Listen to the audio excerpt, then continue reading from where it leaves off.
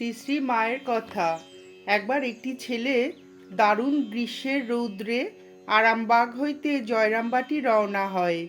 সেখানে পৌঁছতেই উপস্থিত ভক্তগণ তাহাকে বলেন, তুমি মাকে বড় কষ্ট দিয়েছ। তুমি রোদে আসছো বলে মা বলছিলেন তার শরীর তাপে জ্বলে যাচ্ছে। অতি অদ্ভুত কথা, কিন্তু বিশ্বজোড়া অনুভূতিতে কি আসিত, কি বাজিত, তাহা আমরা জানি না। তবে তিনি একদিন বলিয়াছিলেন, আমার ছেলেমেয়েরা আমারই দেহের অংশ। এই দুর্বোধ্য কথাটা ছাড়িয়া দিলেও ইহা অস্বীকার করিবার জো নাই যে তিনি সত্যই তাহাদের নিজ গর্ভজাত সন্তানের ন্যায় অতি আপন ও একান্ত প্রাণের জিনিস বলিয়া মনে করিতেন।